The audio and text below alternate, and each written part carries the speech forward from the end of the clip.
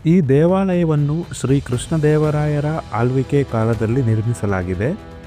ಶ್ರೀ ಕೃಷ್ಣದೇವರಾಯರ ತಮ್ಮ ಅಚ್ಯುತ ದೇವರಾಯರು ಈ ಸಮೀಪದಲ್ಲಿರುವ ಪೆನುಗೊಂಡವನ್ನು ರಾಜಧಾನಿಯನ್ನಾಗಿ ಮಾಡಿಕೊಂಡು ಆಳ್ವಿಕೆಯನ್ನು ಮಾಡುತ್ತಿದ್ದರು.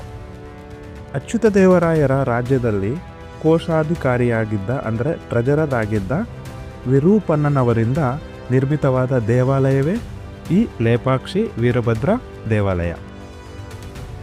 ಸರಿಸುಮಾರು ಕ್ರಿಸ್ತಶಕ 1538ರಲ್ಲಿ ಈ ಆಲಯವನ್ನು ನಿರ್ಮಿಸಲಾಗಿತ್ತು. ಅಂದರೆ ಸರಿಸುಮಾರು 485 ವರ್ಷಗಳಾಗಿದೆ ಈ ದೇವಾಲಯವನ್ನು ಕಟ್ಟಿಸಿ.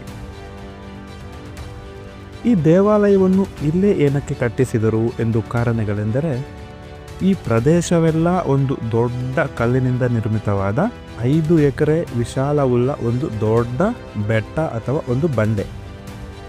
ಈ ಒಂದು ಬೆಟ್ಟವು ಆಮೆಯ ಆಕಾರದಲ್ಲಿರುವುದು ಒಂದು ವಿಶೇಷ.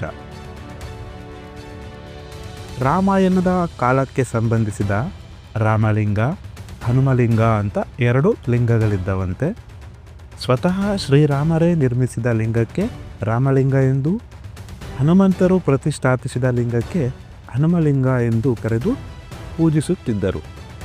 ಈ ಬೆಟ್ಟದ ಮೇಲೆ ಈ 2 ಲಿಂಗಗಳ ಜೊತೆಗೆ ಸೀತಾಮಾತೆಯವರ ಪಾದ, ಚೋಳರಾಜ ನಿರ್ಮಿಸಿದ ಶಿವಲಿಂಗ, ವೀರಭದ್ರ ಸ್ವಾಮಿಯ ಹುಟ್ಟುಶಿಲೆ ಈ ಒಂದು ಬೆಟ್ಟದ ಮೇಲೆ ಓಪನ್ ಪ್ಲೇಸ್ನಲ್ಲಿ ಇದ್ದವಂತೆ.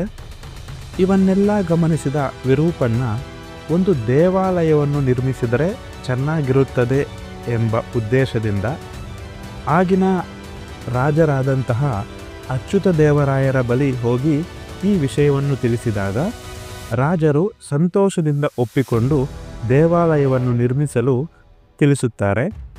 ಖಜಾನೆಯಿಂದ ಸಂಪತ್ತನ್ನು ನೀಡಿ ದೇವಾಲಯದ ನಿರ್ಮಾಣದ ಕಾರ್ಯಕ್ಕೆ ಪ್ರಾರಂಭ ಮಾಡಲು ಆಜ್ಞೆ ನೀಡುತ್ತಾರೆ. ಯಾವುದೇ ರೀತಿಯಾದಂತಹ ಫೌಂಡೇಶನ್ ಇಲ್ಲದೇನೆ ಬಂಡೆಯ ಮೇಲೆಯೇ ದೇವಾಲಯವನ್ನು ಕಟ್ಟಿಸಿದರು ವಿರೂಪಣ್ಣ. ಈ ಬಂಡೆಯು ಸುಮಾರು 5 ಎಕರೆ ಇರುವುದರಿಂದ ಈ ದೇವಸ್ಥಾನವೂ ಸಹ 5 ಎಕರೆಯಲ್ಲಿ ಇರುತ್ತದೆ.